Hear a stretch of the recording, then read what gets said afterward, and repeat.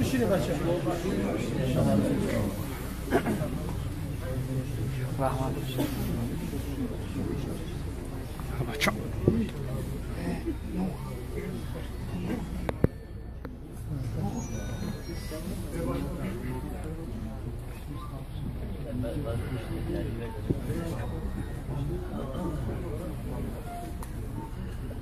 حمد به حد ثنای به اعداد بر خدای که نور ایمان داد غافر است و رحیم و رحمان است پاک از عیب و شرک و نقصان است صلوات خدای هر ساعت بر رسول که هست زو طاعت نام پاکش محمد عربی رهنماینده بزرگ و سبی السلام علیکم و رحمت الله و برکاته. بزرگ محترم برادران بسیار بسیار عزیز و گرامی، باز هم برادرای عزیز بار دیگر همه شما را به این روز سعید، به این روز عید شریف، عید فیطر یا عید رمضان تبریک و تهنیت میگویم. از الله مهربان خواهان او هستیم که خداوند در همه آن کارهای نیکی را که شما برای روزگذرانی خود اختیار کردین خداوند خیر و برکت عطا فرماید. و از الله مهربان خواهان او هستیم که خداوند باز هم محبت و اخلاص شما را به سوی دین خدا زیاد گرداند. و از الله مهربان خواهان او هستیم که آن تمنیات و خواهش‌هایی که در قلب‌های شما هست اگر نیک باشد خداوند با فضل و کرم خود حاصل گرداند. برادران عزیز و گرامی، پیش از آنی که من در مدت چند دقیقه با شما صحبت داشته باشم، قبلا من یک مسئله را به شما گوشزد میکنم به خاطر رعایت کردن نظام مجلس، علل خصوص همه تلفن هایی که صدا دارند یا کدامید از بین گپ میزنید. تا من یک سر برای شما گوشزد میکنم، اگر کسی که از این سه برداشت کرد توش به حالش، نکرد با هم صدای تلفنش بلند شدن گیره و گپ زدن بگید. این را در خدمت پرپوس میگن یا بیعار میگن. برای آدمی اگر یک سخن تاثیر نکرد، گپ مثال گوش نکرد، توجی که ما مردم همین کل میگن. حضرت محمد عمر سربازی رحمت الله علیه، این بزرگ خدا در کتابش میارد که میگه سه خواب بدترین خواب است و سه خنده هم بدترین خنده است. یکم برادر عزیز خوابی که میگه انسان وقتی که صبح میدمد نمازش میخواند آفتاب نابرآمده اگر خواب کند، اینا بدترین خواب میگه. دویم خوابی که بدترین است برادر عزیز انسانی که در داخل نماز خواب میکنه، جای راز و نیاز، جای بندگی، جای بگیم خشوع، جای تضرع، جای یعنی انسان همه هستیش باید به سوی پروردگار باشد، این در همه حالت خواب است. سیوم خوابی که بدترین خواب است، این خواب در حالت امر به معروف است.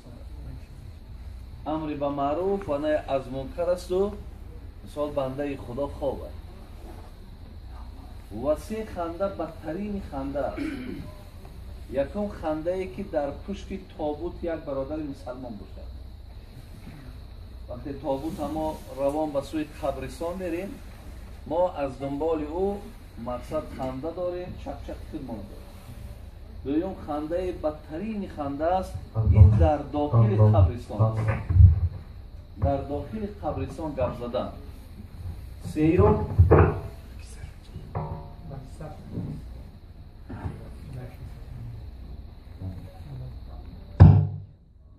بدترین خنده ای که سیوم خنده هست در حالت امر به معروف و نهی از منکر است. برادرای عزیز من می‌دونم برادرای عزیز و گرامی، این من به خاطر چی گفتم؟ به خاطری که آدمی در حالت امر به معروف خواب کرد یا در حالت امر به معروف خنده کرد، انسانی هست که وی خلل در گویم گفتگو امر به معروف اون کس خلل وارد میکند. علخصوص امروز برادرای عزیز ما اگر به شرط همین تلفن جهت‌های خیر هم داشته باشد، ولی در حالت امر به معروف شما میتونید صداش گیرید. یا مثال در حالت امر به معروف هر کی زنگ هم که زد، شما میتونید که او را در بعد یک ساعت بعد هم زنگ زدن انشاءالله یگان مشکلات یگان سختی خدا خواهد رخ نمی‌دهد. ولی این لحظه را ما برادرای عزیز باید از دست ندهیم که این لحظه ما و شما همین دوامیتش آخر شاید 1.5 ساعت یا 1 ساعت یا 2 ساعت باشد. بعد خدا خواهد از این لحظه ها باید ما و شما استفاده بریم. بسم الله الرحمن الرحیم. الحمد لله و الصلاة و السلام علی رسول الله صلی الله علیه و سلم و علی آله و اصحابه و احبابه و اتباعه الى یوم الدین.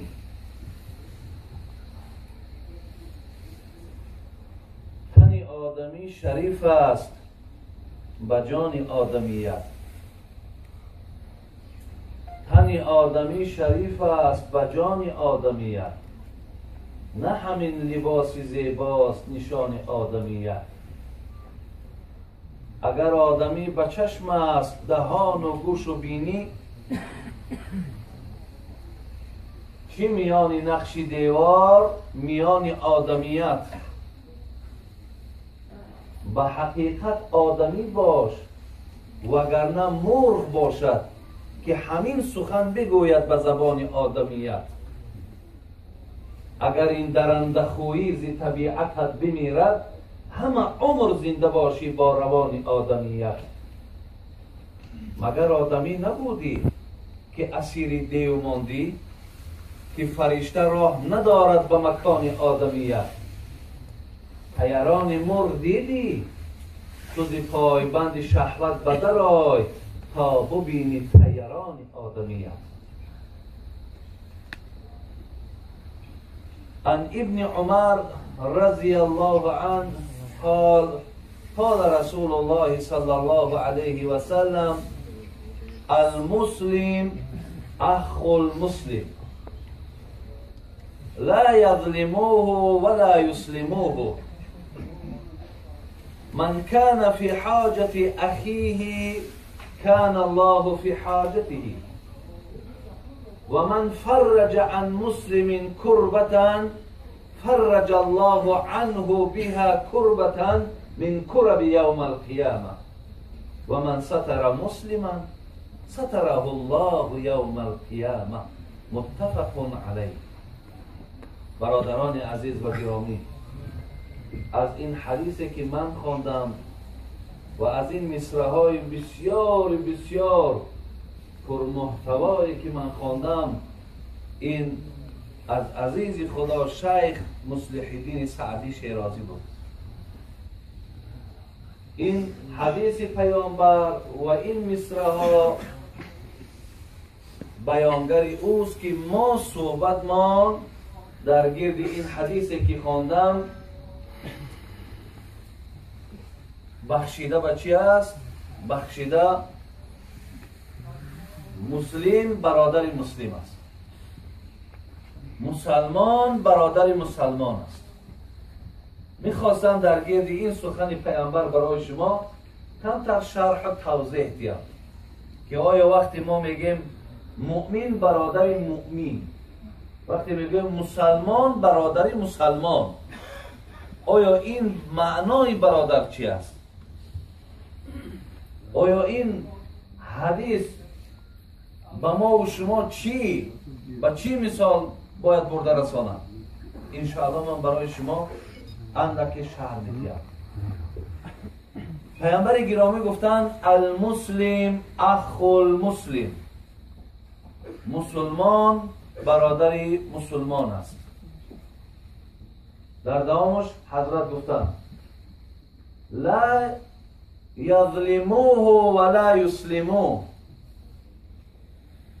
وقتی مسلمان برادری مسلمان باشد، برادری مسلمان میگه باید وظیفه جانیش این است که برادری مسلمان خودش را لا یظلمو، ظلم نکند. ظلم نکند برادر عزیز. یعنی معنا این بود است که وقتی یک آدمی که دعوای برادری میکند، وقتی دعوای اسلام میکند، دعوای ایمانداری میکند، با خود علامت دارد، با خود نشانه دارد. و این نشانه هاش چی است؟ نشانه هاش این است که یکم ظلم باید نکند. وقتی برادر مسلمان که ظلم نکرد، اگر در کجایی که با زبانی بلند بگد من برادر مسلمانی تویم، ما میگیم در یگان شبهه نیست. این مردک حقیقتا انا برادر مسلمانه. در دومش میگه لا یسلموه، برادر مسلمان باید برادر مسلمان شد در دشمنی خدا تسلیم نکند. لا یسلموه، هیچ وقت برادر مسلمان شد در نفری که او مسلمان نیست باید تسلیم نکند، باید اسیر سودای او با اونها چیزی خبر ندهد. یعنی برادر مسلمان شد در دشمنی خدا باید هیچ وقت نفروشد. دوام حدیث ببینید، علامت های آدمی که برادر مسلمان است. میگه من کان فی حاجتی اخی کان الله فی حاجتی. اگر کسی برای برآوردن یک حاجت برادر مسلمانش گویم کمر همت میبندد، برای یک برادر مسلمان کمک کردن، یعنی این برادر چیکار میکند؟ حقیقتا در پهلوی برادرش میستد. کسی حاجت یک برادر مسلمان می برآورده است، پیامبر چی میگه؟ کان الله فی حاجتی. خداوند میگفت است که حاجت برای تو من هستم. اگر تو حاجتی برادر مسلمان برآوردی، خدا میگه من حاجتی تو را میبرم. و من فرج عن مسلم کربتا فرج الله عنه بها کربتا من کرب یوم القیامه. همه میگه اگر کدام برادر مسلمان در یک سختی مبتلا شد، در یک مشکلات دوچار شد، برادرای مسلمان یاب شدن که وای از همه مشکلات نجات دادن، از همه سختی بیرونش کردن. ببینید برادرای عزیز، الله مهربان میگه روز قیامت چی سختی های دارد، روز قیامت چی دهشت های دارد. من انا همون دهشت ها و سختی های روز قیامت از بالای این بنده خدا دور میکنم. کدام بنده خدا؟ کسی که سختی و دشواری یک برادر مسلمان از بالای سرش دور میکنه. در اخیر پیامبر گرامی علامت دیگری برادر مسلمان گفت من ستر مسلما ستره الله یوم القیامه. کسی عیب یک برادر مسلمان شم میپوشاند، الله مهربان میگه من تمام آن عیب هایی که تو داری در روز قیامت میپوشانم. من نمیگذارم که عیب تو را در محشرگاه اعلان شود تو در بین اونها شرمنده شوی. اگر تو در دنیا عیب یک برادر مسلمان تا میپوشی. برادری عزیز، در صحیح مسلم حدیث می آید، میگه من غسل میتا فکتم علیه. یک چند برادر مسلمان یک برادرشون دنیا گذشت و دعوتشون کردن که بیان برادر مسلمان شستن در کار، زیرا شستن مرده حکمش واجبه. باید ما مرده را بشویم. وقتی آمد شست نگاه کرد که در جسد برادر مسلمانش اینقدر کم بودی های زیاد، چی چیزهای مثال زیشت و بدی را در وجود برادر مسلمانش دید، ولی چکار کرد؟ فکتم علیه، چشمش پوشید، یعنی سیری آن برادر مسلمان در بیرون نگفت که در جسد این برادر چیها دید، چیها بود. الله مهربان برای آن که سیر یک آدم که مردگی است دیگه تو باید اعلان هم که کنی، بین با او دیگه چی؟ هیچ زیانی نیست، مقصد خجالت هم نیست، زیرا به خانه آخرت رفت. وقتی تو همون سیر مرده را که میپشانده، غفر الله له 40 مرتا، پروردگار میگه من روز قیامت این انسانی که سیر مرده را پوشانید 40 بار گشته و برگشته میبخشمش. 40 بار برادر عزیز گشته و برگشته انسانی که سیر یک مرده را میپوشاند، الله مهربان گویم که تمام عیبهای بازم همه عیبهاش با او را گشته و برگشته میبخشد. اینا میگن برادر مسلمان، اینا میگن برادری. اگر یک جاش برادری مسلمان باشد جهت دیگرش برادری است. انمیه برادری که ما سیر یکدیگر را فاش نمیکنیم، ما عیب یکدیگر را دهن به دهن نمیگیم، ما کمبودی یک برادر مسلمان را چک نمیزنیم، بلکه اصلاح میکنیم، بلکه کاری میکنیم که این برادر مسلمان ما هرچی از عیبها داشته باشد و یا ما از این عیب باید جدا کنیم. عبدالله ابن مبارک برادر عزیز، عبدالله ابن مبارک در تاریخش میگذرد که میگه 937 میلادی تولد شده است. تصور کنید که قریب 1000 سال زیادتر پیشتر از دنیا گذشته بوده است. این بنده خدا حقیقتا انسان شریف بودند، بسیار انسان شریفی بودند. شریفیشان به این که با مثال امکانیت های خوب داشتند، میگه دست مردم دای میگرفتن، از حال بیچاره و ناتوان ها آگهی داشت. میگه تا اندازه میگه این عبدالله ابن مبارک سخاوتش بلند بود که میگه در پیش مردم خرما میریخت، هر کدامش که خرما میخوردن چند دانه ای که خورده است به مقدار دانه حساب میکرده است، با به اونها دینار میداد است. کسی چند تا زیاد خورد هم قدر دینار زیاد میگرفت.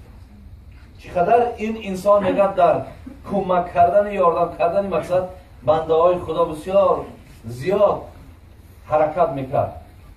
میگه باره با یک آدم گویم که روزی دراز روزگذرانی کرد، از سحر تا بیگاه با یک آدم روزگذرانی کرد. پگاه شد عبدالله ابن مبارک دیدن که گریه دارد. گفتم برادری عزیز مقصد گریه بهر چه یگان مصیبت های مشکلات های؟ گفت نه، گفت همون دیروز انسانی که با من یک جا بود بسیار آدمی بود که خصلت های بد زیاد داشت. من گفتم انشاءالله این آدم من تربیه میکنم، این خصلت های بد از وجودش دور میکنم. افسوس که گفت وی امروز از ما جدا شد و رفت پی کار شد، ولی خصلت های بدش از او جدا نشد. خیلی گریه میکرد که برادر مسلمانش خصلت های بد دارد و این خصلت های بد او را آزار میتید. این خصلت های بد مقصد برای او هیچ وقت نام و نشان پیدا نمیکنه، ولی عبدالله مبارک به حال او گریه میکرد.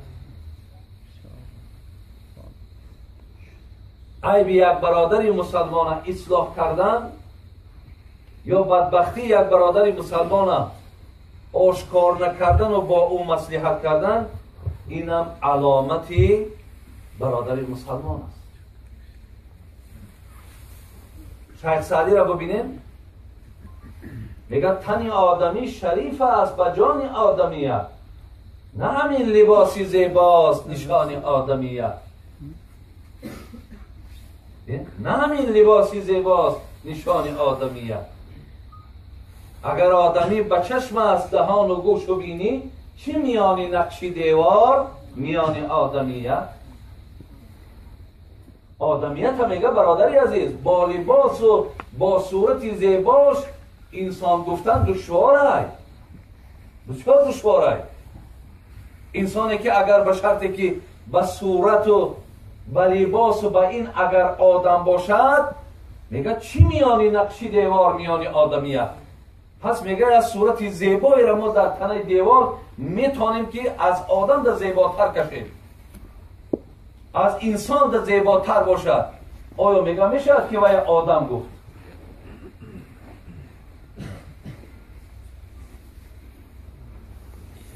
برادر عزیز، به حقیقت آدمی باش،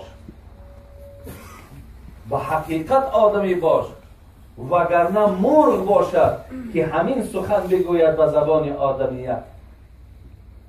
میگه به حقیقت آدم بودن برس، زیرا میگه اگر گپ درباره فقط همین زبان باشد که انسان یا آدم زبانی گویا دارد، مرغ هم ببینید مرغ گپ میزنن، سخنش نشان میتین. باز ببینید مرغ هایی که حاضر هست، توتی هایی که نرخ های بلند دارن در همین دوشنبه هم هست، گپ میزنن، نام تا میگیره، فریادت میکنه، با تو صحبت میکنه. یعنی میگه این معنی را ندارد که آدم با سخنش ما آدم گوییم. حضرت همین اگر این درنده خویی ز طبیعتت بمیرد، اگر به شرطی که درنده خویی، اگر اون خصلت های زشتی که تو داری برادر مسلمان تا حقارت میکنی، خواه مادر شه، خواه پدر شه، خواه زن شه، خواه فرقی نداره، این درنده خوییه. یعنی این طبیعتی از درنده هاست. میگه یا تو برادر مسلمان تا فریب بکنی، یا برادر مسلمان تا میفروشی، یا برادر مسلمان تا لط کوب میکنی، یا برادر مسلمان تا مال و اسباب و انجامش میدزدی. یک قسمت بچه ها در یک شهر بچه های خود ما منطقهش فقط فرق میکنه، فقط بچه های خود ما شکار میکرده، مال و اسبابشون میگیرن.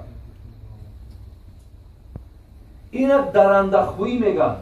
شخصی میگه اگر این درنده خویی ز طبیعتت بمیرد، اگر در وجود تو این درنده خویی ها اگر جای نداشته باشد، همه عمر زنده باشی با روان آدمیت. انا اینجا ترا میگن آدم، میگن و خدا کند که تو بر این آدمی بی آزار عمری دراز بودی.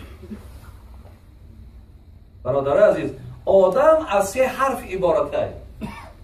در عربی آدم از 3 حرفه، الف داره، دال داره، میم داره، میشه آدم. اگر با حرفای کلیکی بگیم ا دارد، د دارد، م دارد، آدم. عزیزان خدا همین را چی معنا کردن؟ یعنی این آدم یعنی چی معنی دارد؟ میگه الف، الفش مثال همون ا گفتگی، آداب. یکم یعنی آدم باید از همین 3 حرفی که عبارت هست، باید همین 3 چیزی که داشته باشد او را آدم گفته میشد. یکم آداب، آداب برادر عزیز داشته باشید. دویم حرف دال یعنی حرف د، دیانت، دین داشته باشید. این آداب داشته باشیم، دین داشته باشیم. سوم حرف گویم میم، محبت داشته باشیم. اگر در ما آداب، دین، محبتی برادر مسلمان در وجود ما باشد، این آدم میگه. این حقیقت آدم است.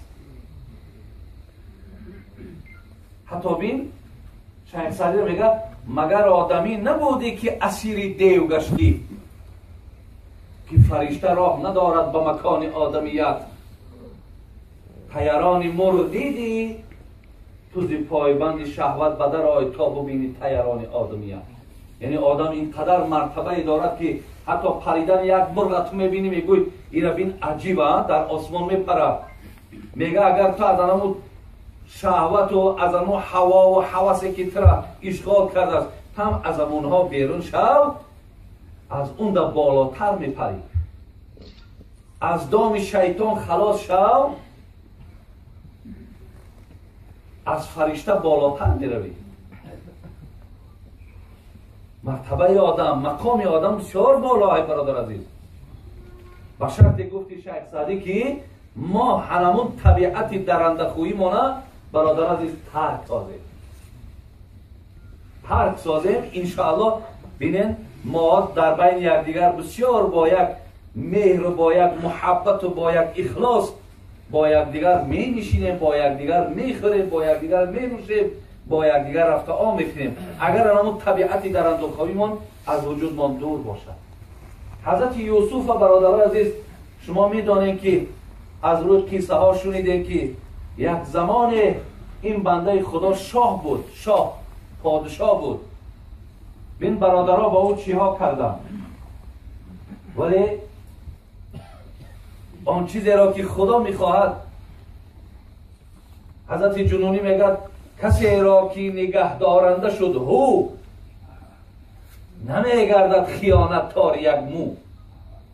اگر کسی را الله نگهبان باشد یک موی او در خیانت نمیشود. لیکن حضرت یوسف که الله نگهبان بود، بردن در چاه هم پرتافتن به مقصد نابود کردن از روی رشک و بدی که داشتن.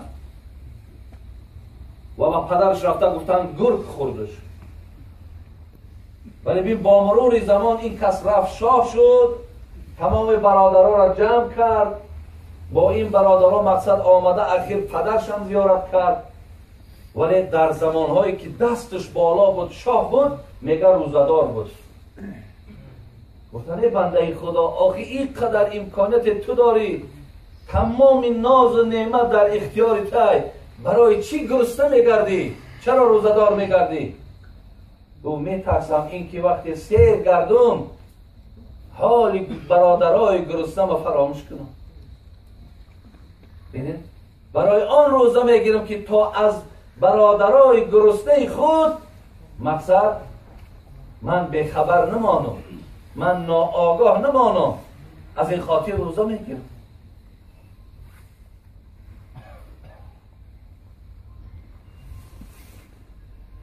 حضرت جنونی میگه، حضرت رومی میگه گر گل است اندیشه تو گلشنی،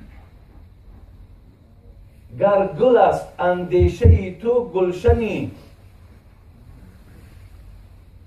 ور بود خار تو همه گلخنی، گر گلابی بر سر جیبت زنم، ور چتون بولی برونت افکنم.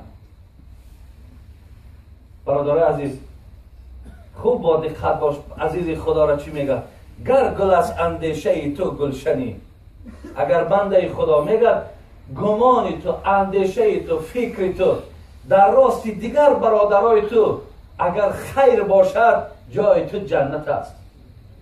بین اگر اندیشه های تو مثل گلای، فکرهای تو در حق برادر مسلمانت مثل گلای، هیچ وقت در قلب در اندیشه برای یک برادر مسلمان در راهش چاکندن، یک برادر مسلمان خار و ذلیل دیدن، یک برادر مسلمان گویم زیر عذاب و اذیت تشکیل نکردن، اگر این اندیشه های بد در تو نباشد، چی میگه؟ گر گل است اندیشه تو گلشنی. من تو زیب گلشن داری، تو زیب جنت خدا داری. ور بود خاره تو همه گلخنی. یکی اندیشه اگر مثل خار باشد، یعنی همیشه فقط همین. حضرت رومی در دیگر شعراش میگفت که هر کس میگه اگر در فکر آخرت باشد او مؤمن است. بینه، هر که در فکر آخرت باشد او مؤمن است. هر کسی که در فکر آخرجش باشد او بدین است. معنایی که اگر تو فقط و فقط همه سعی و تلاش و کوششت فقط برای خودت باشد، دیگر برادرای مسلمان برای تو هیچ مقصد در چشم نمایان نباشد. بسیار اندیشه های بد داری. اینجا در میگه تو همه گلخنی، تو زیبنده ما آتش جهنم داری. حضرت عجیب مثال میزنه. آدمی که اندیشه گل داره وای کی است؟ آدمی که اندیشه خار دارد وای کی است؟ میگه گر گلابی بر سر جیبت زنم. وقتی تو میگه عطری، گلاب گفته عطر خوشبویی. این میگه وقتی اگر تو اندیشات مثل عطر باشد، اندیشات اگر مثال مثل گلاب باشد، خوشبو باشد، اندیشه های خیر زیاد داری که در حق برادر مسلمان. میگه در سر جیبت زنم. ها در بری بالا جات میکنن، در کیسه که بری بالاش میمانش. ولی ورتو چون بولی برونت افکنم. ولی اگر باشد که اندیشات مثل خار باشد، حکمی تو میگم مثل پیشابه. پیشابه باید دویم بیرون دفت توی. هیچ وقت پیشابه باید بخیرت نگاه نداره. آدم اندیشه بد حکم پیشابه دارد. آدمی میگه اندیشه خوب دارد او حکم گل دارد. گل دایم در پیش میزنند. پیشابه در کوچه میپرتند. با در این نزدیکی هم در یک جایی که بسیارتر چرکین باشد، در جای تازه هم نمیپرتند. برادرای عزیز و گرامی، حدیث های پیامبر گرامی در باب برادر مسلمان، نسبت برادر مسلمان، من این را به خاطر آن گفتم که دادرای عزیز، من گمانم در شما بد نیست که شما با یکدیگر دشمن باشین، شما مثال گویم در قصد جان یکدیگر باشین، شما یکدیگر تا مقصد چشم نادیدن باشین. نه، من وظیفم همین است که هر یک حدیثی را که میخوانم برای شما روشن‌تر کنم تا اگر در شما نباشد خوش به حالتان، اگر مبادا در گمانت باشد بعد شنیدن این سخنها این گمان بد از ذهنت دور کن. برادر مسلمان تا برادر مسلمان بدان، قدر کن، احترام کن، دوست بدار برادر عزیز. در آیات های قرآن که الله میگه انما المؤمنون اخوتون، در زیر همین آیت قرآن بین میگه بعد برادری، یعنی برادری بگیم اسلامی از برادرای نسبی در مرتبه بالاتره. یعنی با یک برادر وقتی ما برادر یک پدر و مادر نیستیم، یکی برادر اسلامیه، میگه این در مرتبه ای برادرایی که از یک پدر و مادر از او بالاتر نیست. خداوند میگه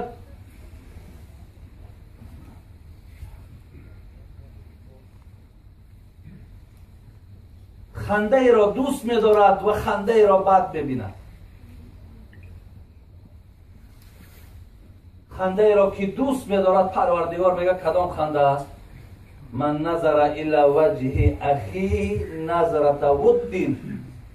میگه وقتی در چهره یک برادرش نگاه میکنه و همچو برادر مسلمان گفته، همچو یک برادر قدردان گفته، همچو یک همشهری گفته، بین وقتی نگاه میکنه در چهرهش میخنده، یک تبسمی زیبا در چهرهش میکنه در رو برای همه آدم. الله مهربان میگه من این تبسم دوست میدارم. این تبسم الله مهربان دوست میداشته است. حتی پاداش چی میگه؟ غفر له. کسی در چهره برادر مسلمانش با یک نظر محبت نگاه کند، الله مهربان میگه است که من گناهی ترم میبخشم و تو فایل یک تبسمی که در چهره برادر مسلمان میکنه. برادرای عزیز، پیامبر گرامی میگه من اطعم اخاه المسلم شهوته حرمه الله علی النار. یک برادر مسلمان اگر شکم به یک برادر مسلمان شد سیر کند، بین یعنی دل وی به دست بگیرد شکمش سیر کند، پیامبر گرامی چی گفتن؟ حرمه الله علی النار. ما جسد این بنده خوبه بر آتش جهنم حرام اعلام میکنیم، برای که تو شکم یک برادر مسلمان تا سیر کرد.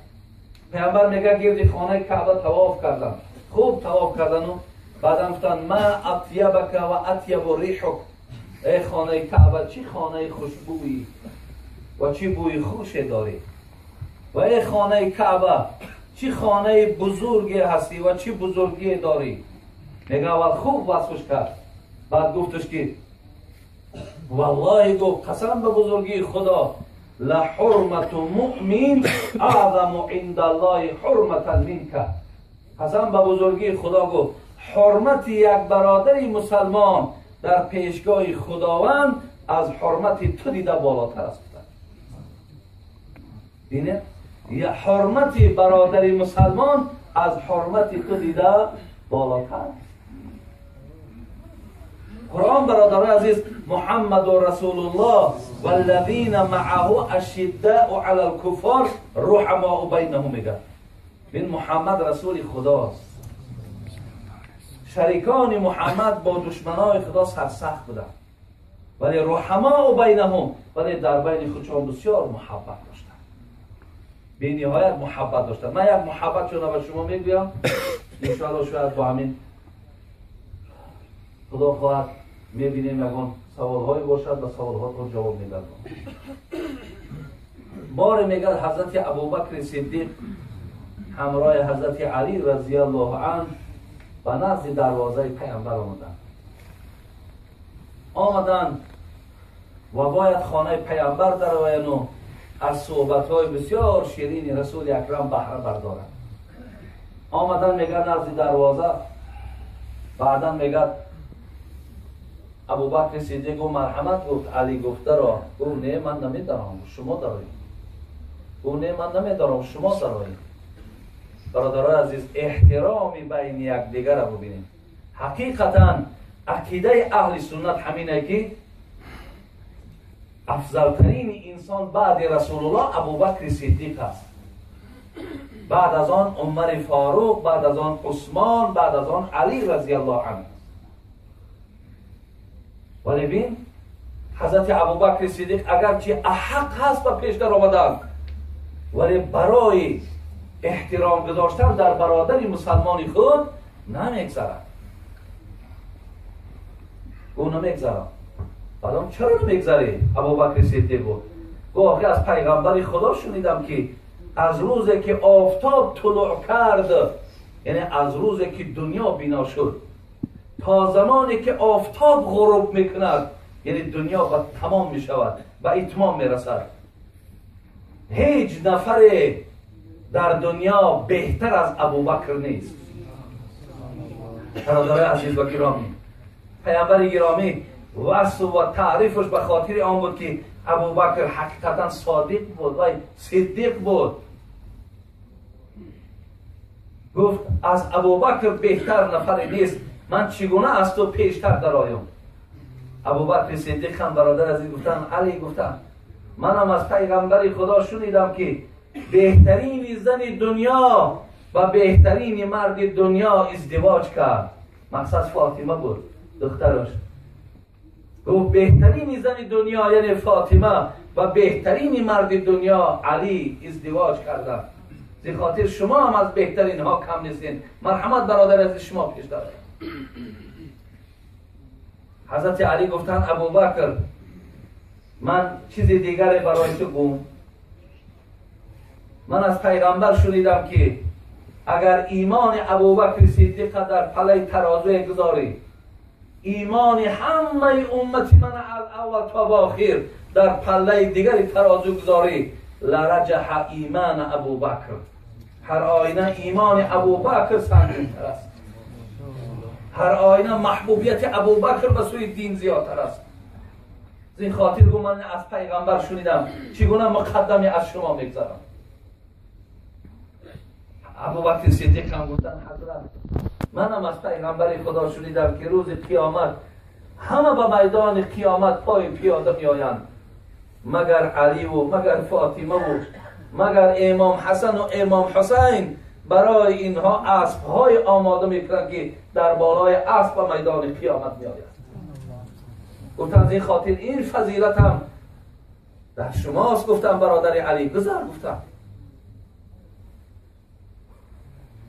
حضرت علی چیزی آخری را بیان کرد و بعدا گفت ابوبکر منم از پیغمبر شنیدم که پیغمبر خدا گفت اگر به غیر خدا کسی را دوست انتخاب کردن اجازت میشد هر آینه ابوبکر را برای خود دوست انتخاب میکردند. حضرت هم میگه به جانب حضرت علی گفتند، علی گفتند منم از پیغمبر شنیدم که در یکی از جنگ‌ها پیامبر گرامی گفت فردا بیرق را در دست کسی میتیم که او خدا را دوست می‌دارد و خدا او را دوست می‌دارد. تا روز تمام صحابه خاتمه کردند، دعا کردند خدایا بیرق در دست ما داده شود. این قلعه خیبر بود. وقتی سحر شد حبیب خدا چی گفت؟ علی کجاست؟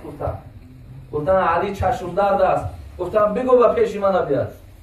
حضرت میگه از آب دهنش گرفت و در چشمهای حضرت علی مالید.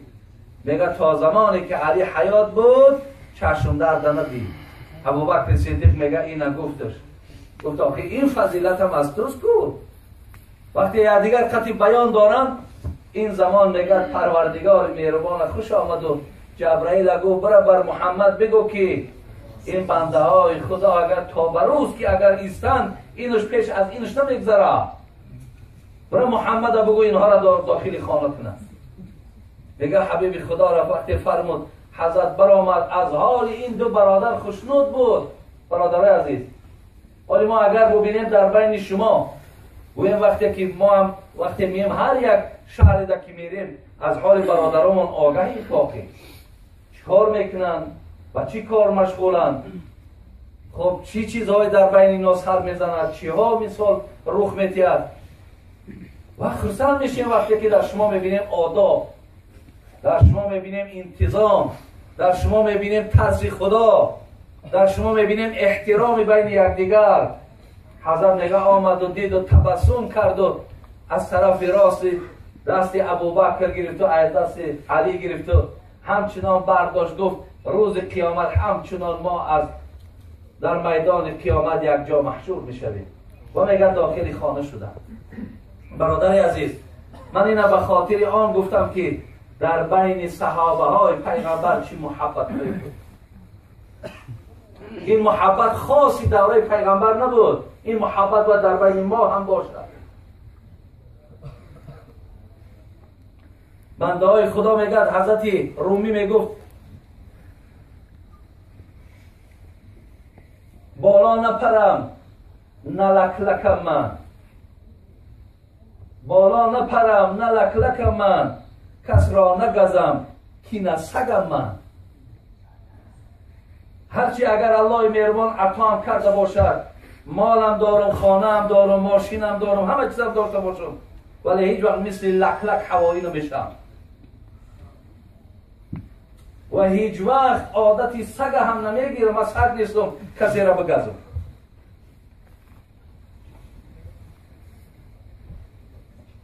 از این خاطر دادرای عزیز، برادرای خیلی مهربان، باز میگم من گمانم در شما بد نیست به خدا قسم. فقط من حقی رسانیدن دارم که تا در بین شما بدبینی ها نباشد، بدخواهی ها نباشد، تا در بین شما علاهیدگی ها نباشد، در بینتان احترام کنین، کلانتراتان احترام کنین. با مصلحت مثال بگویم که کسایی را که شما برای خودتان آدم با فهم و با عقل میدانین، آدم متدین میدانین، از اون مصلحت بگیرید تا همه کارهای شما با مشورت باشد. بین شیخ سعدی میگو دو دل یک شود بشکند کوه را، پراکندگی آرد اندوه را. دو دل یک جای شود کوه را چپه میکنند، ولی اگر شما 1000 20,000 30,000 پراکنده باشین آرد اندوه را، غم بالای شما میاد. بین شیخ سعدی میگه پشه چون پور شد بزند پیل را، با همه تندی و صلابت که اوست. مرچگان را چو بود اتفاق، شیر شیان را بدرانند پوست. کی را باورش میاد که میگن پشه فیل میزند؟ میگن میزند وقتی اگر پشه همه اتفاق باشند. کی را باورش میاد که مرچه شیر میدراند؟ میگن میدراند اگر اتفاق باشد. دیروز ما در یک محفل بودیم، یک برادر بسیار سوال زیبا داد. من در یگان شهر این سوال را نشنیدم.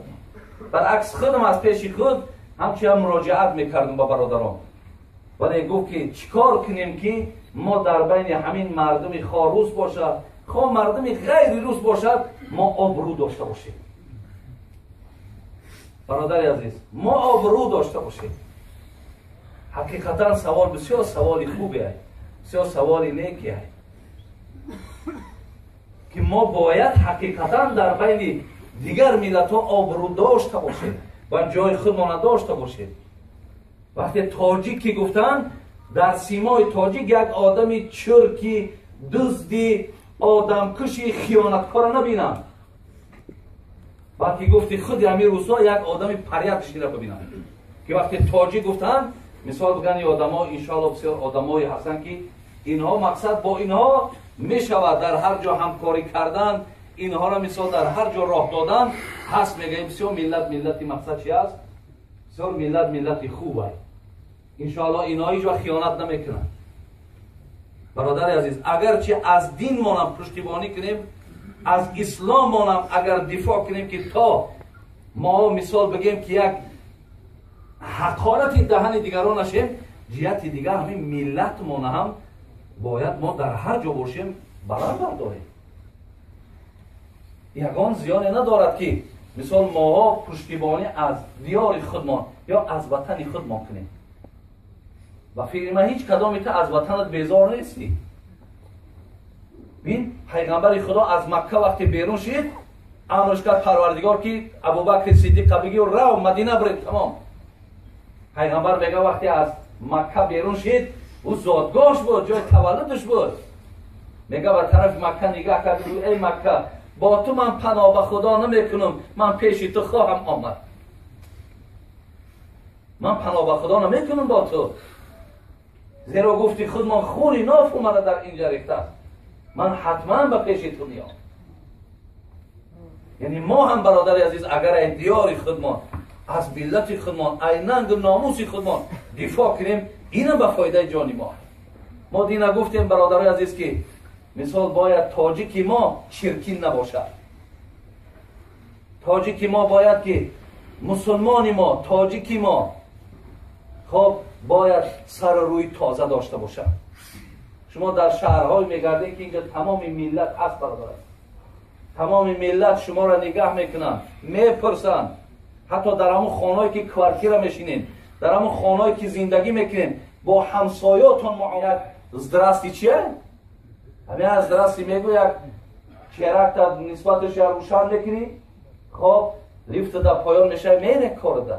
یگان چکم در خانه هم پختی هم این آدم ها را صدقه دادن گناه نیست، بر میخرش نمیخرش بر. یا از خانه یگان چیزی اگر خانه تم آمد بگیر، نخوردیش هم در هم طریق هم گرفتیش بگیرش با رحمتش بگو. این معامله میگم برادر عزیز.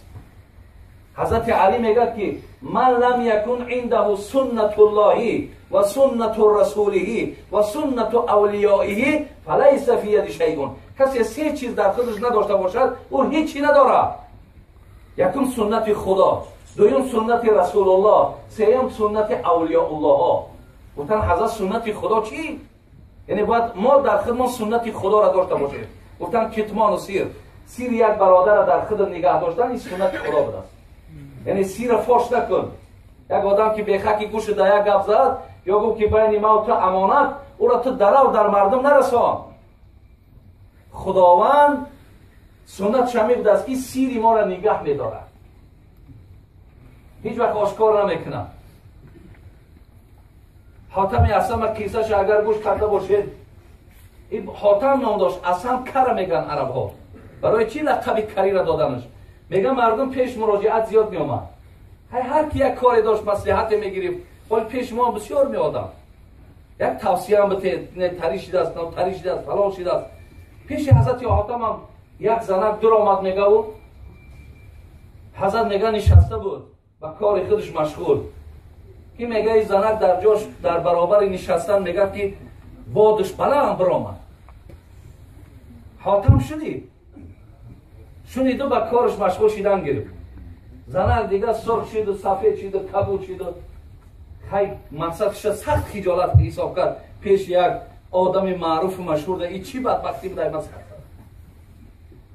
ایستاد دیگر اون چیزی که داشت بیان کند نمیتونه گفته. یک دمک ایستاد حاتم هم خاموش ایستادگی به کارش مشغول.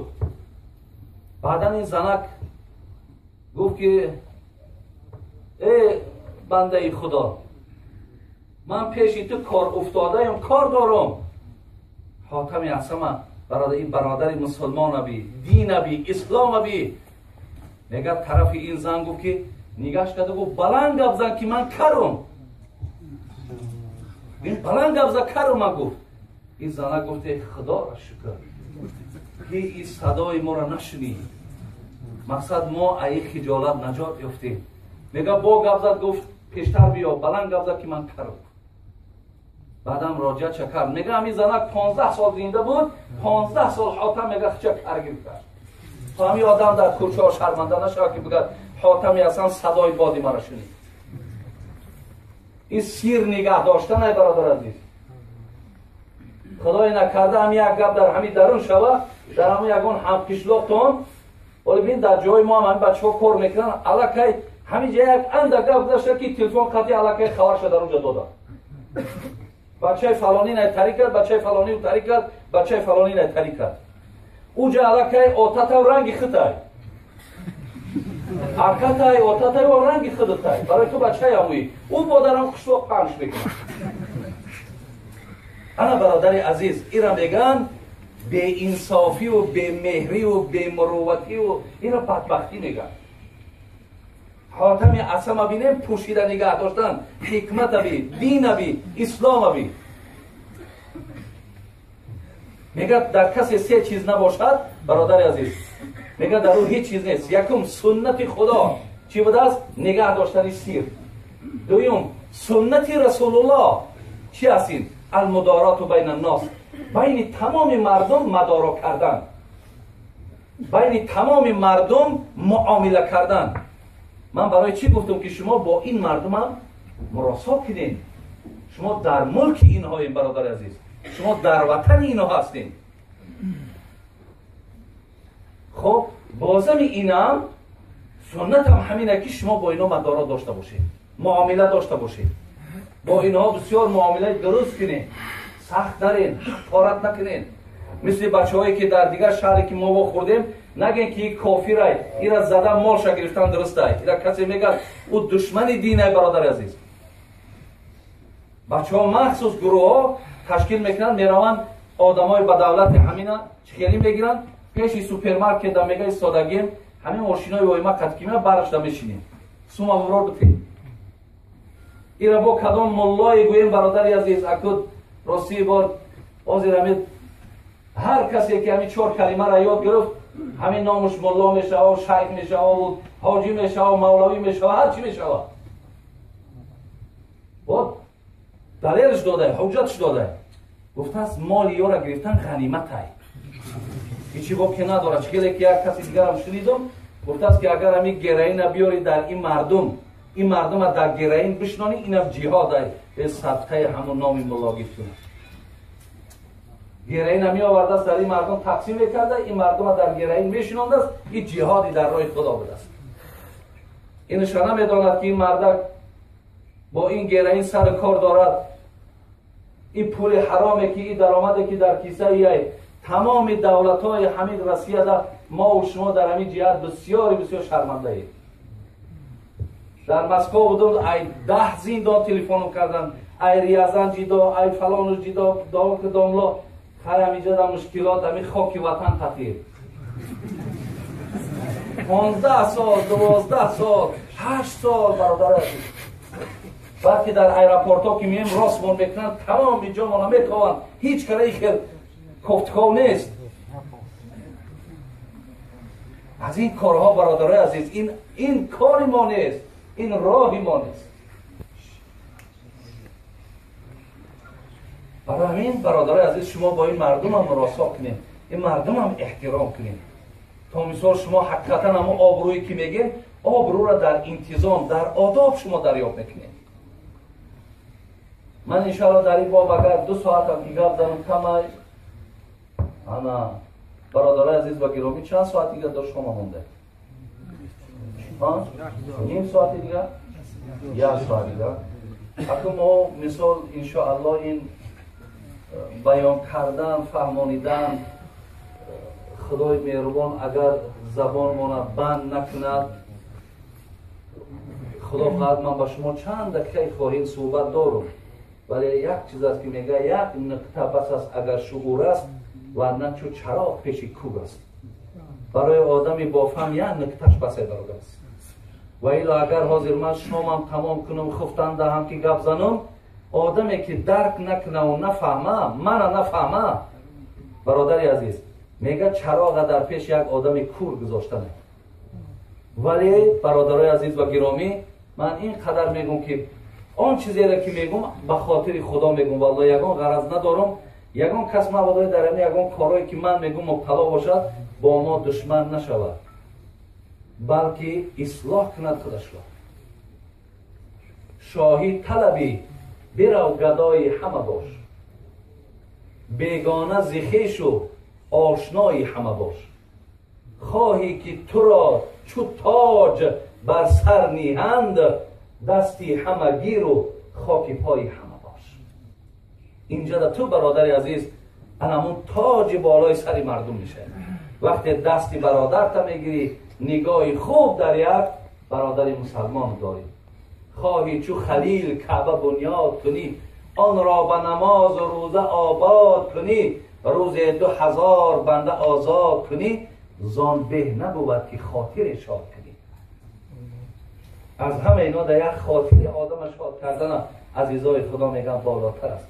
پیامبر میگه وقتی من جنت را آمدم یک نفر را میبینم همین جنت در اختیارش بین میگه هر جای جنت میخواه میرود، کدام جای میخواه؟ پرسیدم گفتم که این بنده خدا از چی حساب این منزلت درجه را یافت؟ گفت فی شجرت قطعها من ظهر الطریق کان توز المسلمین. گفت نه چندان کاری وزنی کرده است، همین یک شاخه درخت آدمای برادرای مسلمانش که میگذشته است همون برادرای مسلمان خلل میداده، خود در چشمش میزد، خود در دستش میزد، خود در ماشینش میزد است، فر آمده همون نوده را شکسته است، آزار ای بالای سر مردم دور کرده است، خداوند جنت در اختیارش داده است. بینه برادر عزیز، این حدیث های صحیح از پیغمبر خدا. اگر شما هم برادرای از زمره نه مسلمانای باشین که پیامبر پرسیدن کدام مسلمان بهترین است، چی گفت؟ من سلم المسلمون من لسانی و یدی. ای دست و زبانت هیچ آزار نیابد، تو بهترین مسلمانی. این خاطر دادرای عزیز من از همه شما من مراجعت دارم مراجعت برادرانه، مراجعت همینه. یکم برادرای عزیز همیشه پایبند عبادت باشید، از عبادت خدا دور نباشید. عبادت چنان برکت و فیض دارد که شما را دائم در یک حالت خیلی خوب نگه می‌دارد. از عبادت دور نباشید، خدا را فراموش نکنیم برادر عزیز. یکم. دویم این که برادر عزیز در دایره مذهبتون هم بیرون نشید. شما میدانید که پیرو به مذهب امام ابو حنیفه دارید. شما حق ای مذهب بیرون هم برآمدن ندارید، برای شما بی‌سواده. ای مذهب کسای بیرون میشوند که اونها الک درجه اجتهاد دا میرسند، مجتهد میشوند. الک آیات قرآن میخونند، در این آیات قرآن مسئله را بیرون میکنند. شما قرآن خواندن نمیتونید. شما حق از مذهب بیرون شدن هم ندارید. شما در دایره مذهبتان برادرای عزیز باقی مانید. بازیچه دست هر گروه نشوید برادرای عزیز.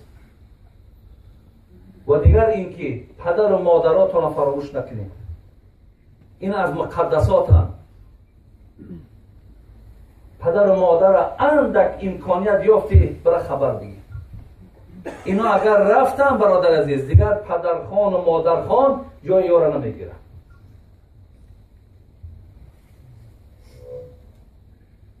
پدر و مادراتون احترام کنید، قدردانی کنید، مثال سلام علیک کنید، امکانیت های مبلغ روان کردن داریم، مبلغ رو که پیش از ایدها مبلغ شون رو که تا سر لباساشون رو نو کردن در حقتون دعا کردن.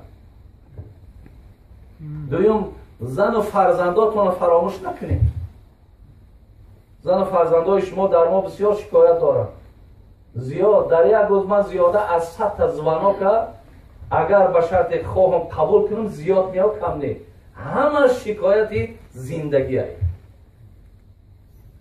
حتی در آمارها خواندم در یک سال مثال در تاجیکستان 5,500 طلاق شدگی، 5,500 طلاق. تصور کنید برادر، همون را بسیارش این بچه های مهاجری ما هست، همین بچه هایی که از همین جا ایستاده زنکار طلاق بکنن. بعدا زنگ میزنن داملا من آمده استم یگان فتوا دارم یا نه. ببیننده از اونجا پدرش مادرش علاوش میماند، بچه من میره اگر طلاق نکنید دیگر راه نیست. این بیچاره خودش در اینجا سرگردان سرش ویران، بگیم خودش یک آدمی چقدر مشکلات زحمت در روبرو با یک چیزی دیگر در بالاش میارن، مجبور میشه از زن طلاق میکنه. نگیرین گپی پدر و مادر در طلاق کردن. مایلش پدری مادری من میام در همجا حل میکنیم. زیرا که شما روین اگر همون را پرسیم برای چی طلاق کنم باور کنین بعد گوش کنین که برای چی میگه. یا برای قطعی خواهرت جنجال کرد، یا قطعی برادرت گپگردانی کرد، یا که فلان کرد دیگر کرد. مایلش آخه هیچی گپی بگذار. ممکن که خواهری تو از او در گنده ای، او گنده نیست. ممکن خواهری تو چقدر آدمی باشد که همین طبیعت شمی باشد که باید همین را غم بده، یا برادری تو برادری به عقل باشد، تو زندگی تو ویران میکنی. این کارم نکنیم برادر عزیز. طلاق کردن از همه بدترین طلاق است. ابغض الحلال الی الله طلاق است. بدترین حلال به سوی خدا. میگه شیطان هر بگایی ای بچه‌کش اچوت قبول میکنه. هر بگه حسابات میگیره. حسابات تو بگره کو چی کار کردین. میگه فرزندش میگه یک آدم ای مسجد من کم مقصد جماعت خان بود دیگه جماعت در نرفت. این میگه برات دفع شد هیچ کارم نکردی. بعد دیگه‌اش میگه تو چیکار کردی؟ خیلی روز تونستم که نمازش نخونم. تمام از زمره همویی. خب یا دیگه‌اش میگه یک کس تشکیل کردم مجبور کردیم کشت یک آدم. میگه تو هم کار نکردی. یا دیگه‌اش میگه در ترازو تشکیل کردم حق برادرش فریب کرد با خرسان شد که صادر یافتم. در مردم ما همیشه یک کسی برادرم که پول گرفتیم با خرسان میشیم که ما تونستم ما فریب دادم. نمیدانی که حق مردم دهد لذت به کامت گلوگیر شود روز قیامت. نمیدانی که یا همه با خودش آفت داره برادر عزیز. او سوما که در بر زدی 1000 سوم میافتی 10,000 او را چند کرته ولی میتی با بابا اونجا خلاص میشه. خب خیلیش میای تا میگه اینش میگه نخیلیش کردم اوش میگه خیلی کم یگان تعمید میگه شیطان کلانی راضی نمیشیده. بعد یکی از فرزنداش میگه که ما تونستیم که یک آدم علاو موندیم غضب داوردیم زنش طلاق کرد. میگه از کرسیش پایان میشه ای پیشوانی بچهش بوسه میکنه. میگفت از تو توانستی که عرش خدا را جنباندی. ببینید غضب خدا را تو آوردی. اكو شیطان انه لکم عدو مبین است. آخه دشمنی آشکار پروردگار است. و تو توانستی که پروردگار غضب آلود کردی. انا تو بچه من. برادرای عزیز این کار را هیچ وقت دست ندین. این کار شما نیست. این جوان مردی هم نیست. این است آن چیزی که برادرای عزیز من خواستم به شما رسانم. و دیگر چیزی را که از دیگر شهرهایی که ما بسیار شهرها گشتم خیلی اینا 20 روز زیاد شد. ما در سفریم دیدم بچه‌های دیگر را میفروشن. در آدمای همیجا میفروشن. در خدا شلکه این خیلی فروختن راستی با این هنر هم نیست. از این بدبختی کاری نیست. ولی در مثال ساختارهای اینجا برده از سیم یکدیگر آگاه میکنن. برادر عزیز در اینجا شما آبروی ملتتون را برداشته نمیتونید. شما خودتون شرمنده میکنید. این ملت یا ملتی پستی بوده که حتی با برادر خودش رحم نداشته. شما را نمی خیلی بها میتیم با یکدیگر جنجال نکنید. این کارها را برادر از شما انجام ندهید. انشاءالله آنچه را که بیان کردم همه از برای خدا بود. در آخر گفتی عزیز خدا یک نکته بگویمت به تحقیق بسنج، گر کامل و عاقلی مرنجان و مرنج. خدای مهربان عمرتان دراز کنه، ایمانتان کامل کنه. خداوند سعادت دنیا و آخرت به همه شما عطا کند. و خدای مهربان دعا میکنیم که آن چیزی را که بیان کردیم از حقیقت دین خداوند توفیق عمل کردنش به شما نصیب بگرداند. خدای مهربان به درد و به غم تان کند. اولادا و اجدادایی که در وطنتان دارین خداوند اونها را هم نگهبان باشد.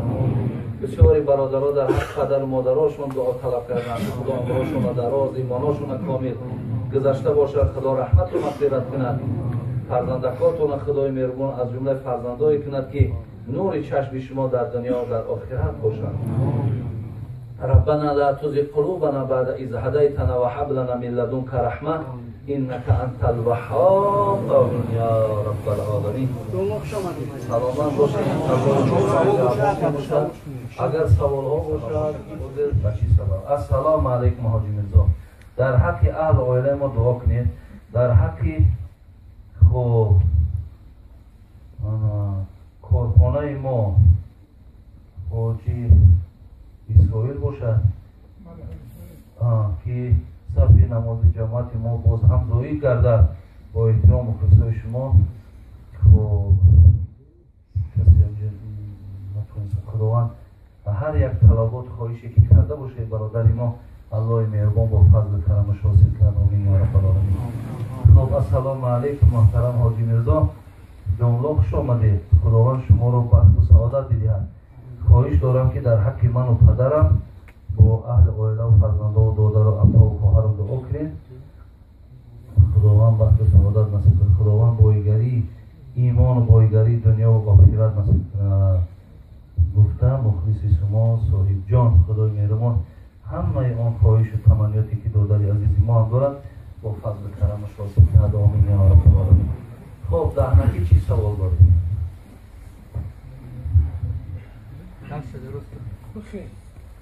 جاز زنی گپ کنید. و علیکم السلام و رحمت الله. یک مسئله همه که بانی گفتا جمله نموده شده.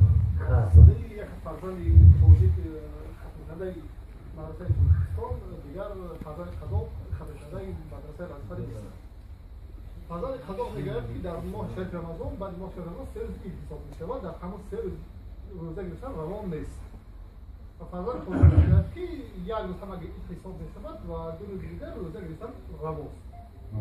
و مسئله دیگر بعد ماه رمضان اگر انسانی که در ماه پیش آمدگی بعد رمضان 6 روز روزه میگیرد ثوابت برابر 1 سال حساب میشود. فرزند خدا میگوید که همون 6 روز در داخل ماه خدا روز خود میگیری و فرزند خدا میگوید که در هم 6 روز ماه روز اول ماه باید حتما همون روزه رو بگیری. همه مسئله مختلف بین هم دو آدم و دو مانه فرزند بچه تلفن کردن که از الله خواهش کنید که روز رمضان عید رمضان یک روزه. عید رمضان یک روزه. ای روز دیگرش میتونن که از ماه شوال روزه بگیرن. عید قربان 3 روزه. قربان 3 روزه، رمضان 1 روزه. یعنی یک روز به معنی که در همین دوام روز ما میتونیم که این عید در کدام ساعتی که یکی مبادا یک مثال مشکلات میاد که در همون ساعت خوندن نتونستیم. 1 ساعت پس، 2 ساعت پس، 3 ساعت پس، 4 ساعت پس میتونیم بخونیم. ولی عید قربان 3 روز، روز اول که نتونستیم روز دوم میخونیم. اگر مبادای بعضی مشکلات آمد در روز دوم ما میتونیم که خونیم. یعنی روز عید قربان 3 روزه، عید رمضان 1 روزه. ولی مسئله روزه داشتن ماه شوال بسیار ثواب خیلی گران دارد، ثواب بلندی دارد. کسی 6 روز از ماه شوال روزه میگیرد همچنان است که 1 سال او در پیشگاه پروردگار روزه دارد.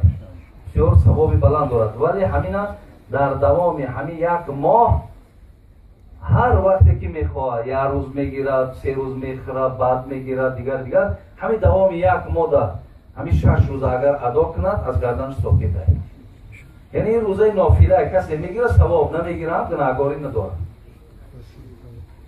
خب برادر عزیز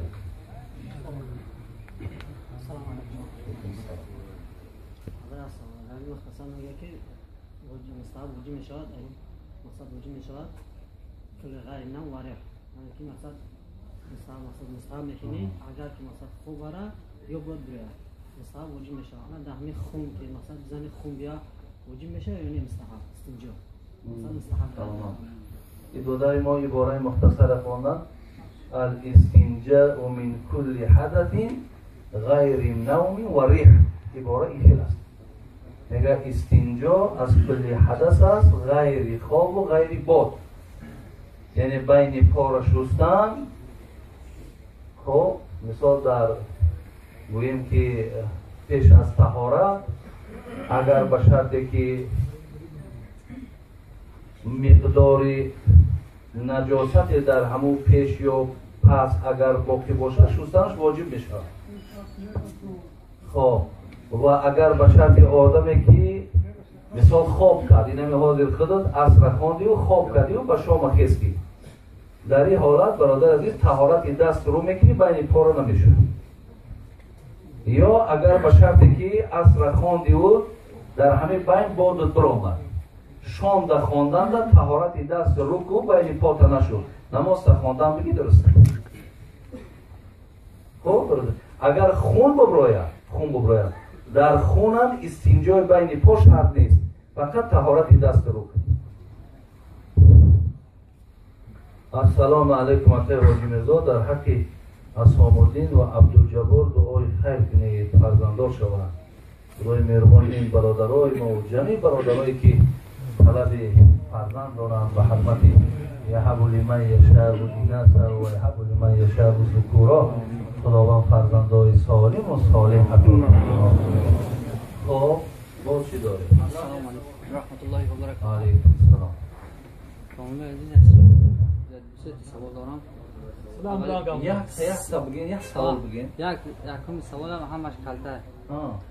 همین نماز میخونه، همین نماز عاشقانه. همین چه که خونه کی همین راحتی نماز چشم. خب همین یکمش. دویمش همین که همین شیعه را مسلمان گفتن میشه. کی را؟ شیعه را. خب بعد این سیمش در حق پدر و مادرم فرزندان دعای خیر کنم. خداوند عمرشون دراز، ایمانشون کامل، خاتمه‌شون طلا کنه. برادرای عزیز و گرامی، مسئله نماز عاشقانه چیکار کنیم که نمازامون عاشقانه شود؟ پیامبر میگه اگر شما خواهید که حلاوت ایمان در شما پیدا شود، سه چیز باید در شما باشه. یکم خدا و رسول مقدم همه چیز باید دوست بداری. دویم یک برادر وقتی دوست می‌داری از برای خدا دوست بدار. سوم زمانهایی که تو در بسیاری بدبختی‌ها گرفتار بودی، خب دیگر تمنای بازگشت به همونها را نکن و وقتی یادت آمد در تو نفرت پیدا شود. همین سه چیز در تو باشه میگه هر آینه در ایمانت حلاوت پیدا می‌شود. خب خب دویم اینکه شیعه را مسلمان گفته می‌شود یا نمی‌شود.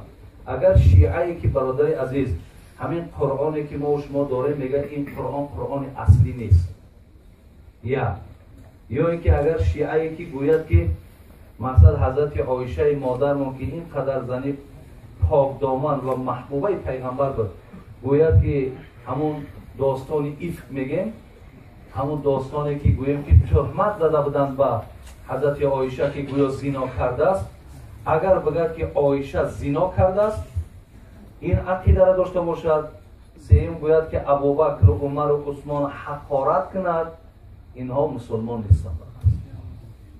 اینها اگر همین عقیده را داشته باشند اینها را مسلمان گفتن، ما اشتباهی تمام میکنیم. خب من مختصره کنم بحثا قبولا مختصره ما جواب رو برای اختیار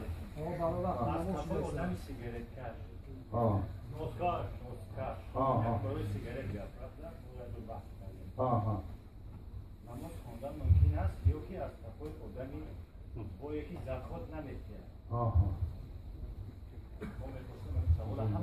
خداوند نگهبان. این برادر ما سوال داره که پشت همین آدمایی که سیگارت میکشن، نوس میکشن، نماز خوانیم یا نه؟ یا از پشت آدمی ثروتمنده که زکات نمیدن. حقیقتا سوالی بسیار بجا خداوند خیرتون کرد. خب برادرای عزیز، میگه از تقاضای زمان و گردش چرخ فلک خیرس را گفتم هوای و خوب را گفتم همه. یک زمان شده که در منبر یا گویم که در جای امامتی نفر کش میداره که سیگارت میکشه. امام برادرای عزیز، آن کسی که مردم نمازشان میخونه، او باید مثال باشه برای دیگران. مردم از او عبرت آموزند، از او تعلیم بگیرند. پیامبر گرامی که پیاز حلال کرده خدا است، چسناک حلال کرده خدا است، وقتی میگه چسناک خوردی، پیاز خوردی، فلا تدخلن مسجدنا، تاکید شوی هیچ وقت مسجد ما نیا. فإن الملائکه تتعظم مما یتعظ بنی آدم، زیرا که ملائکه ها آزار میابند چگونه ای که فرزند آدم از بوی این آزار میابند. حلال خدا را میخوانی میخری، بوی داره میگه مسجد ما نیا. این حرام خدا را وقتی میکشید مسجد سری قورت میاد. کجا میاد؟ این مسجد چی گم کرده تو؟ مسجد برای دارم سیگارت کشه. سیگارت وقتی که خودش حرامه، پولش هم حرامه، ناس هم از زمره همون. صوفی علیار در کتابش میگه کسی در برش ناس داره، نماز خونه، نماز گردنش ساکته، ثواب نداره، در برت باشه. ولی بعضی ها خداوند پرده نمیاره، با در که مسجد ناس میمونه، نماز میخونه، با میگه میرم. این بسیار زشته برادرای عزیز. پیامبر میگه کفا بالمرء اثما ان یضیع من یکون، از روی گناهکار شدن برای شما این قدر بسه که یک سوم شما در خریدن کار نادرست برود. یک سوم در راه نادرست خرید در رفت برای گناهکار شدن ها؟ آخر نو سمایی به جمله همو هست. پورا آدمی اگه با عقل میفهمه. پورا همین که دارم. برای همین برادرای عزیز و گرامی، هر کسی که این همه کشف گناهکار وقتی با اگر کشید و با امامتی کرد، ای پس نماز نخوانه. برادر آدم تقوا نداره.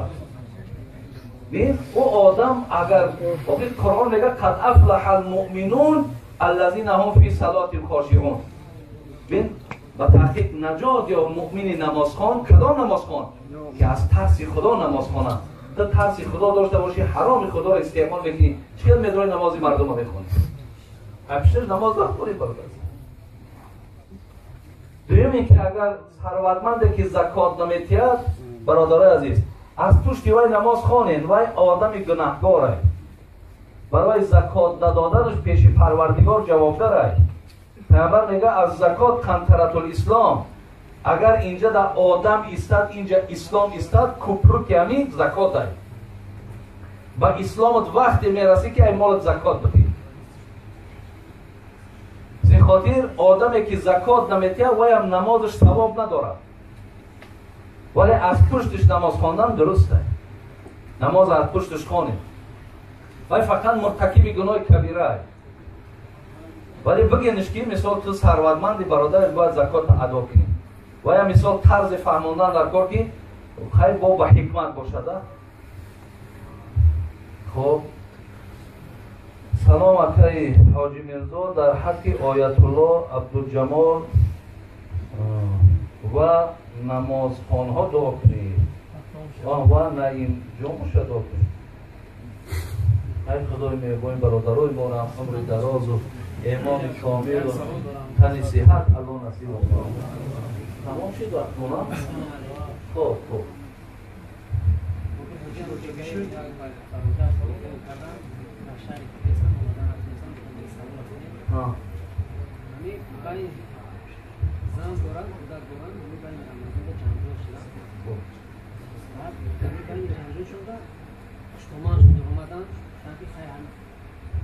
زبانش درآمد است که اگر همه را خونه مورخت گرفته برای دختر تو شد و دادی میشه. همین شما شما بود دختر اون زنش گرفته بود. من هرچی میگم این گفته است اگر خانه ما ببروید تو مثال طلاق ها؟ نه مثال اگر با همون نیاد مثال گفته است. نه با زبان گفته است. نمیشه هیچ. مثال هم شما در باید یک بار حالت گفته است. مایلش برده باشم طلاق واقع میشه. این اگر مولای اگر سوال کردن میگن که نکاح من خلاص. نه هیچ حاجت نیست. اگر نگفته باشه بالا با نیت ضرور نباشه هیچ واقع نشه. اگر گفته باشه که ای خانه بروید تو با من طلاقی همینجا که برام طلاق میشه که طلاقی رجعی یعنی نکاح لازم نیست با یک سلام علیک یک در در آغوش گرفتن با نکاح برقرار میشه دیگه طلاقی رجعی میشه نیت هر چی که باشه با زبان نیت باشه زبانان نباشه اعتبار نیست سلام علیکم مولای مولای اکساو عزیز من دامایی که مولاها را قرار میدن من مولاها میسودم میان ایستامیو میگم با همین جو رسیدیم با هم بدبختی رسیدیم درسته اگر برادر عزیز انا سوالی برادر هم سوالی معقول است سوالی بد نیست انا ای دستی ملاها مثال به همین روزا زدیم کلیت چیدیم الان میدیم های اکو یک کاره میگه هر جا که حبیب است و پهلویش رکیب است ببین هر جا که حبیب است و پهلویش رکیب است در باغ جهان یک گلی بیخار نباشد دیگه جایی در که گل باشه پهلوش در خار نباشه از این خاطر اگه ما با گفته این بچه اکا و این برادرها روح افتاده نمیشه ما همین کسی ما را با همین الابسود من هم باشم فرق نداره دیگه برادرهای دوملای ما هم باشد ما را حقارت میکنن ما تا چند انرژی میدویم باور کنید ما تا چند قوی بشیم میگیم خدا را شکر که دعوت ما به جای رسیده که بعضی آدم را در تشویش آورده میگیم خدا را شکر ما پیش رفتن میگیم ما روح افتاده نمیشیم زیرا ما تاریخ نفس خوندگیم ما احوال دیدگی به سر دیگرها هم از همین خاطر مایلش ما همین کم میگیم که انا گفتی حضرت امیر سعید علی حمدانی در سومه سامانی های خدمت در پشتش در 4 مصرع 6 مصرع هر کی ما را یاد کرد ازید مرو را یاد با هر کی ما را خار کرد در عمر بدخوردار با هر کی اندر راه ما خار فکن از دشمنی هر گله از باغی وصل از پیش گفت بیخار با حضرت امیر سعید علی حمدانی این کمردکای بیازار بودن همه را آزار میدادن بعد دعا کرد خدا گفت کسی ما را آزار میده او را حد ببینم خدایا کسی در رای ما خار میپردوید خدایا در باغش گل براید این خدر مردک مثال دعای نیکشون میداد اکو هم برادرای ما باید دعا کنیم که خداوند همون بدبینی و بیعقلی و بیفراستیش خدای قلبش دور کنه زیرا که با این عقیدش باید حلاک میشود در کتابای فقه میگه کسی ملا را داملا را با کلمه مثال بگیم که زنشا فلان کنم یا دخترشا فلان کنم یا خودشا فلان کنم با همین کلمه میگه اگر به شرط حقارت کند کتابای فقه خود ما میگه زنش طلاق میشود بین زیرا وای الله که دین میبراید تو یک اهل علم برای چی حقارت میکنی وای وارث پیغمبر ای پیامبر میگه وای وارثای منن میگه اینا یک نفرش من برادری عزیز اینا قریب 20 روز شد من در بین همین مردم تاب میخورم همین مردم من نصیحت دیگر کجای شما را کلید کردم چی تو گفتم که کلید چیدی چی مثال از همین 1 ساعت یا 2 ساعتی که من صحبت کردم آیا شما مثال اگر شورناکیتون قوی‌تر باشد از اینجا خیلی و خیلی شما چیزهای زیاده برخوردار میشین که خدا خواه آبادی تای آبادی مثال وطنی تای از ملا کلید نمیشه برادر عزیز و گرامی اینا همش از روی حسد های بدبینی های از همین خاطر ما باید گفتیم ما حضرت امیر سعید علی حمدانی نکنیم بگیم خدای مهربانی برادرای ما را اولا که از این خیلی خصلت های رذیله شون خدا نجاتشون تیاود اما عبدالله ابن مبارک هم گریه کرد که این مرده که ما جدا شده فعلی بدش جدا نشید خدا فعلی بد ای وجودشون جدا کنه و در دل اینها هم محبت دوست داشتن وارثای پیغمبر را جا کنه خواه برادر تمام بعد ما نماز را میخوانیم بعد نماز ما برآمدن ما در کره ای شما هم من یک خواهی شما هم کشین دم جبدیم زیارت در 10 مینوت بود کردیم ما این امجا دم بیستیم اگر تکنون زیارت هم کردیم همون سرکوی را همه خالی کنیم همین پرا را خالی کنیم ای همین جمعین هاست توسط زیارت به گپ به صدا به غوغا او بقب او بگی او فلان لازم نیست که دوای